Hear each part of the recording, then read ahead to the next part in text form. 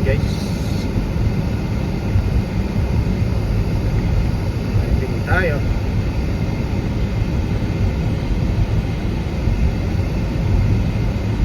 Ayan, kita nyo yung tulay guys, yung bridge, sakop sa amin yan, sakop sa trabaho namin na yan. Long Creek, Bell Road. Ayan, kita nyo yung tulay. Minsan may mga cars kami dyan na ipapark. Ayan, tapos na kaagad yung yung unang linggo sa bago kong trabaho guys. So far okay naman, maayos, nag-i-enjoy naman ako at marami nang natutunan. At syempre ongoing pa rin tayo sa sa pag-a-adjust. So yun guys, ang bilis lang ng araw. Isang linggo na kaagad. So isang linggo na ako, magdi-day off na naman ako, start bukas ng 3 araw. So nabanggit ko guys, ang pasok ko 4 na araw lang na tag 10 hours. So ito na yung pang-apat na araw. So kaya magkakaroon na naman ako ng day off ng ng 3 araw na day off. Sarap ng buhay, Pwede pa akong mag extra isang job kasi dito lang tayo sa sa city.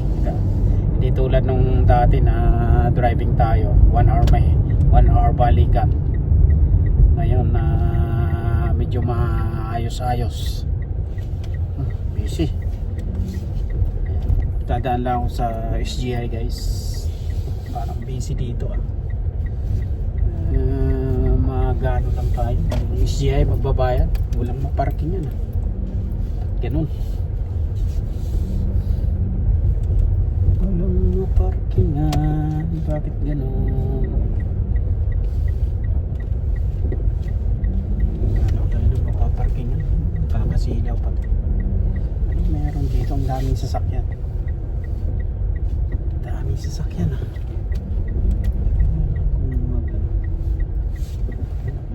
parkingan. Dito kasi tayo sa sa SGI. Dito sa hub.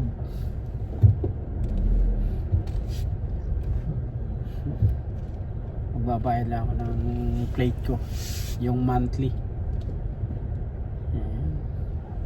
Punong-puno Anong meron? Meron bang event or anong parkingan?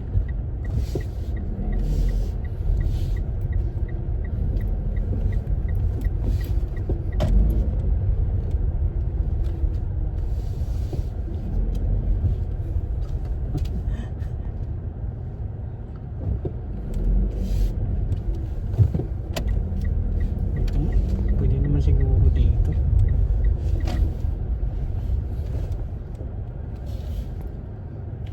Parkingan. Pwede na muna siguro dito. Saglit lang naman. Magbabayad lang ako.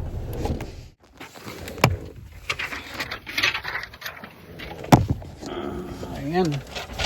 Nakapagbayad na tayo. Settled. Okay na yung payment. Grabe, punong-puno. Walang maparkingan. Ayan. Magpapang sasadyain ko.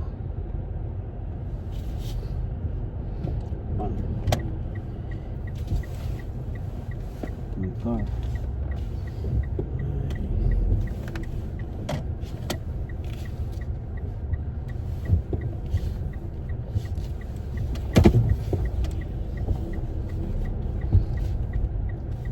Biglang may lumiko.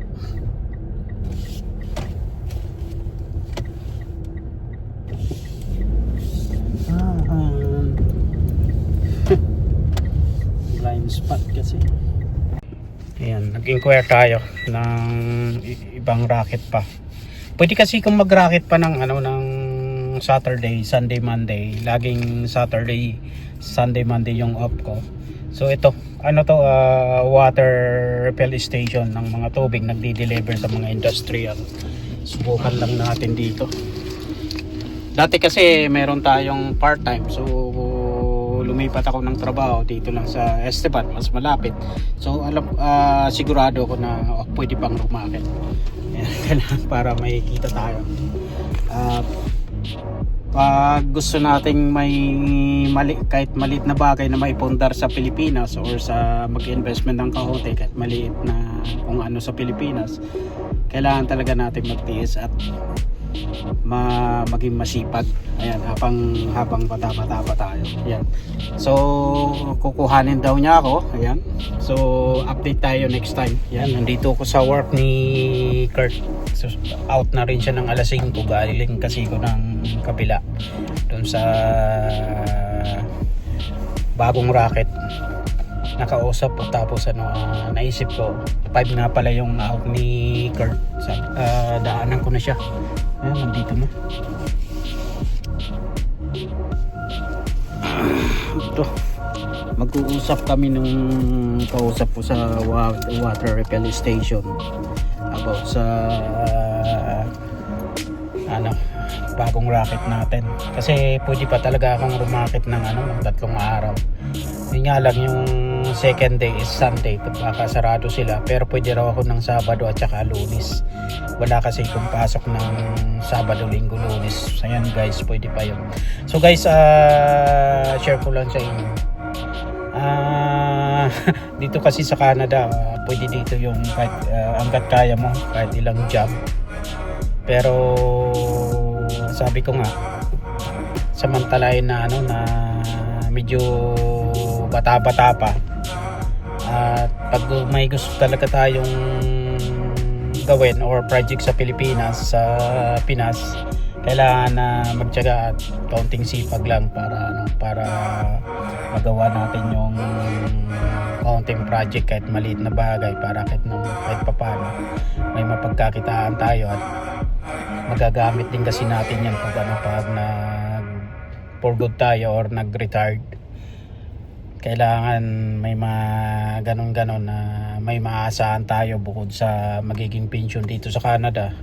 Kailangan talaga dagdagan pa. Mag-isip na ng mga pwedeng investment, kahit maliit, umpisahan sa maliit na investment. At ayun, malay natin may isipan na natin na bumalik ng Pilipinas. So ito na yun, pagkakataon na tulad nga ng sabi ko, tiyaga at sipag lang ng kaunti. And then nakwento ko nga sa bayaw ko kanina, na sabi ko, bakit hindi nyo gawing parang dito sa Canada, na maging example yung guys, yung hindi ka lang steady, hindi ka lang focus sa isang trabaho. Dapat talaga wag lang sa isang trabaho. Yan yung sinasabi ko sa bayaw ko, na pati nyo i-try na sa Pinas uso yung isang job ka lang, isang trabaho. Sabi ko, pwede ka pang gumawa ng bagay na hindi ka lang nakatuon sa isang trabaho. Maraming pwedeng racket pa, basta yung marangal at legal na trabaho sa Pilipinas. Sabi ko, example nyo ako dito sa Canada. Dati nga ilang racket ako, may full time ako, tapos may part time pa, tapos dati na gaano tayo kung tulad yan, pwedeng gumawa ng kung like luto-luto ng ulam, tapos binebenta sa kapwa Pilipino, gano'n. So sabi ko, gano'n ang gawin nyo para masanay na kayo na ibahin nyo yung lifestyle na hindi lang nakatuon sa isang bagay, sa isang trabaho. So ayan,